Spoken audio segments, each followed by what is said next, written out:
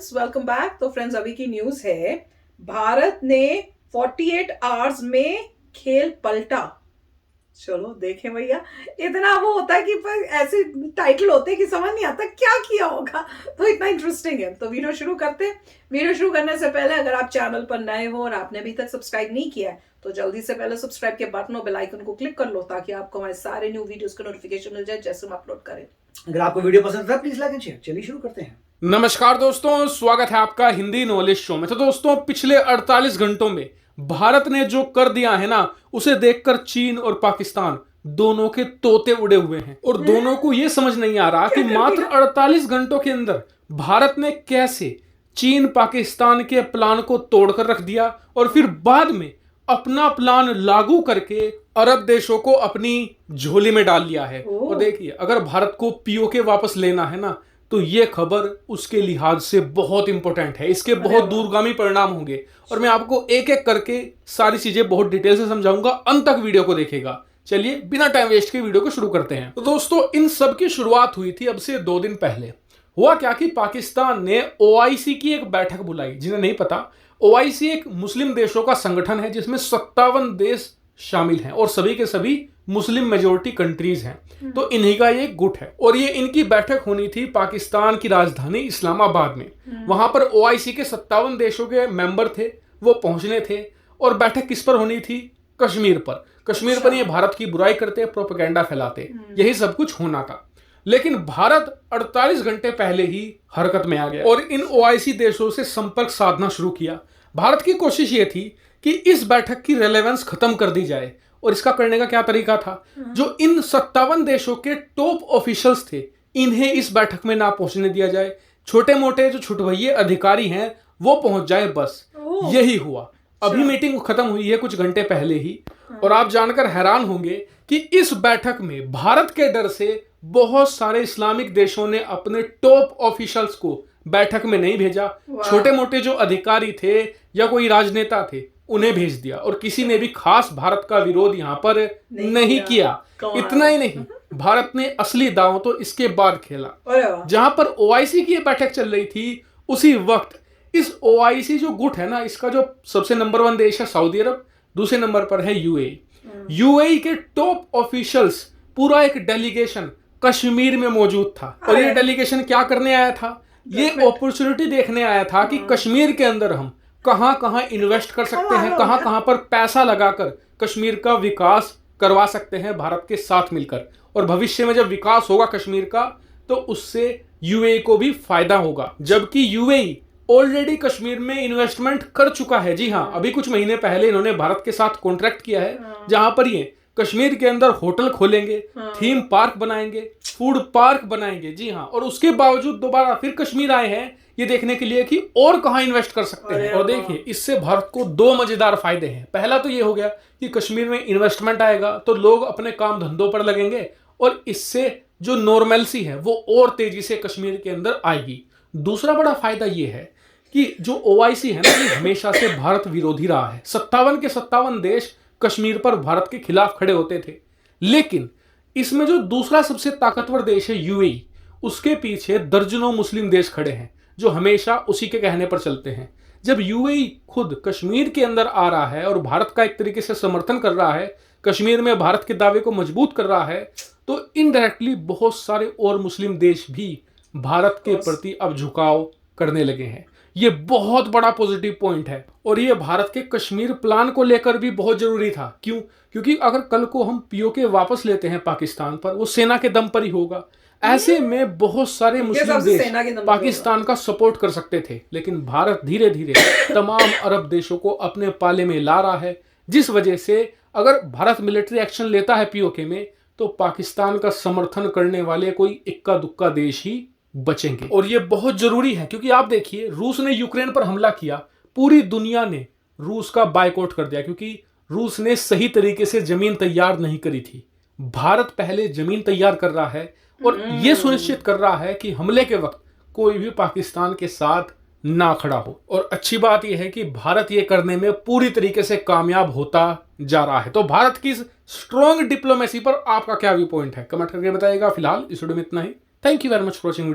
तो friends news तो वैसे ही मेरे ऊपर कमाल की थी कि सोचो क्या चाल चली हम लोगों ने कि वहां पे उन्होंने अपनी तरफ से कोशिश की कि हम मीटिंग करेंगे, सब जो है टॉप के ऑफिशियल्स आएंगे, हम बात करेंगे कश्मीर के ऊपर और वो सब दिखाएंगे। और हुआ क्या कि उन्होंने छोटे छोटे अपने ऑफिसर्स भेज दिए और उससे बड़ा झटका ये है कि जो मेन थे वो आ गए इंडिया में, और वो भी जम्मू कश्मीर में बेसिकली आए। और वहां पे क्या देखने आए हैं कि और कैसे हम इन्वेस्ट कर सकते हैं यहाँ पर।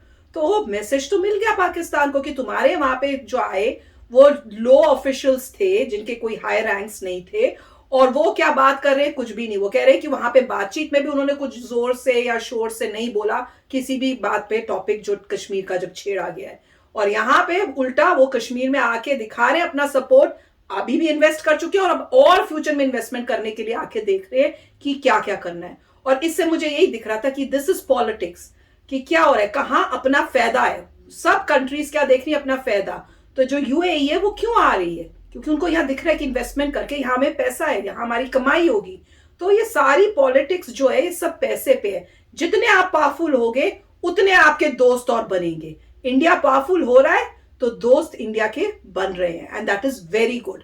मैं तो कह रही हूँ बहुत ही अच्छा काम कर रहा है इंडिया, और बेस क्रिएट कर रहे हैं पीओके लेने का। तो इनके हिसाब से हो सकता है लड़ाई से ले, हो सकता है कि किसी और वे से ले, जैसे भी ले ले और जल्दी ले। राइट, देखिए अभी अच्छा बताया उन्होंने कि उन्होंने उस जो वो कर रहे थे मीटिंग पाकिस्तान में, उसी को उन्होंने ऐसा कर दिया कि ज्यादा इफेक्टिव ना हो। क्योंकि अगर मेन लीडर्स नहीं आएंगे कोई डिसीजन नहीं ले पाएगा, कोई डिसीजन नहीं ले सकता। आएंगे एक स्पीच देंगे तो बोलेंगे चले जाएंगे कि सोच के बताएंगे, क्योंकि हमारा मेन बंदा तो आया नहीं, जो डिसीजन मेकर है ही नहीं। अगर टॉप के लोग आते तो वो डिसीजन को ले सकते थे। अब यहाँ पे टॉप के लोग नहीं आ रहे तो डिसीजन तो कोई ले नहीं पाएगा। राइट, आइए मिलिए, बैठिए, मीटिंग करिए, खाइए पिए चले जाइए, दो चार इधर वर्ड बोल दीजिए, खत्म हो गया। तो वो हुआ है। उसके बाद जो है इनडायरेक्टली ये भी दिखा दिया कि अगर आप ही की जो कंट्रीज आ रही हैं 57 है जो भी कंट्रीज आ रही हैं, उनमें से अगर कुछ कंट्रीज इन्वेस्ट ही कर रही हैं वहां पे, तो अब आप क्या एरिया में वहीं पर इन्वेस्ट करिए तो उनको क्या बोलेंगे, आप कश्मीर का रोना लेके बैठे हो, वो वही कश्मीर में इन्वेस्ट कर रहे हैं। अब एक बाद में ये एंगल हो सकता है कि मान लीजिए कोई किसी पीओके से कोई ऐसा कोई मिस एडवेंचर होता है जहाँ पे यूएई की इन्वेस्टमेंट को हर्ट होता है, तब इंडिया कुछ बोल सकता है देखो अब ये प्रॉब्लम आ रही है कि हमारी वहाँ इन्वेस्टमेंट्स जो है, यूएई की इन्वेस्टमेंट्स खराब हो रही हैं तुम्हारे लोगों की वजह से जो यहाँ पे प्रॉब्लम्स क्रिएट कर रहे हैं। तब हो सकता है इंटरनेशनली वो इस बात पे करें कि यहाँ पे बड़ी प्रॉब्लम्स हैं आगे। मगर मिलिटरली करना फिर भी मुझे मुश्किल लगता है, क्योंकि दूसरी कंट्री में के पास भी न्यूक्लियर वेपन्स हैं। तो क्या ऐसा कुछ होगा मिलिट्री वाइज अब ले पाएंगे वो मुझे पता नहीं है। आप कितना सेट कर पाएंगे बैकग्राउंड ये भी मुझे पता नहीं, डिफिकल्ट है। क्योंकि सभी लोगों ने स्टडी तो की है, रशिया यूक्रेन वॉर, उनको दिखाया कि कितने ज़बरदस्त सैंक्शंस होते हैं।